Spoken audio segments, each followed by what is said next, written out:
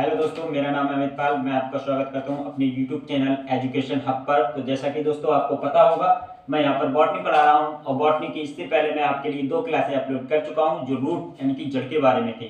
तो आज हमारी ये बॉटनी की तीसरी क्लास होगी जिसमें हम आपके लिए तने यानी कि स्टेम के बारे में पढ़ाएंगे। ठीक है, तो देखते हैं अपने टॉपिक को।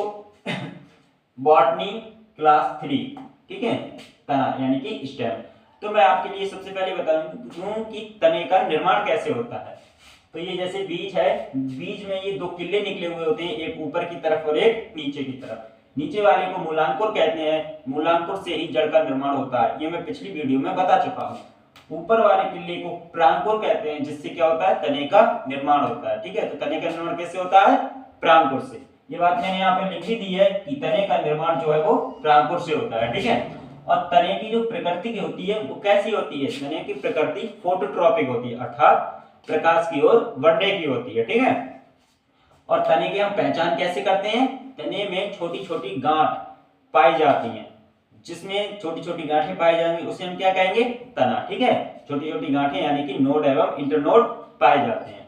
अब हम देखते हैं तनों के प्रकार। तो तने मुख्यतः 3 प्रकार के होते हैं, एक वायवीय तना, अर्धवायवीय तना और भूमिगत तना। तो वायवीय तना वे होते हैं जो कंप्लीटली बाहर होते हैं, पृथ्वी के ऊपर होते हैं। ठीक है, तो इसमें एग्जाम ये लिखा हुआ है, ये पृथ्वी के ऊपर होते हैं। इसमें एग्जाम्पल में नीम, पीपल, बरगद, आम आदि इस प्रकार के एग्जाम्पल्स आ जाते हैं। ठीक है, और जो दूसरा टाइप है हमारा वो है अर्धवायवीय तना। ये वे होते हैं जिनका आधा भाग पृथ्वी के ऊपर होता है और आधा भाग पृथ्वी के अंदर होता है। तो इसके एग्जाम्पल में सभी प्रकार की घास आ जाती है, ये यहाँ पर लिखा हुआ है। ठीक है, तीसरा नंबर है भूमिगत तना।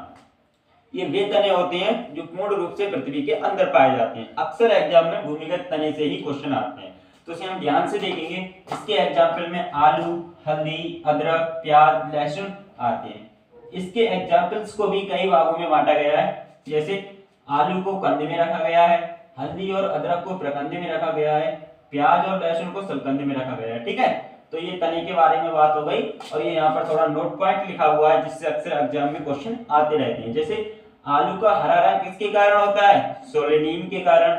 हल्दी का पीला रंग किसके कारण होता है? कुर्कुमीन के कारण। और प्याज में सल्फोनिक अम्ल पाया जाता है, जिसकी वजह से प्याज काटते समय हमारी आंखों में आंसू आते हैं। ठीक है, और लहसुन में एलासीन पाया जाता है। तो ये आज हमारी क्लास तने के बारे में कंप्लीट होती है, और अगली क्लास में मैं आपके लिए लीफ यानी कि पत्ती के बारे में पढ़ाऊंगा। तो आज की क्लास को यहीं समाप्त करते हैं। थैंक यू, धन्यवाद, जय श्री राधे।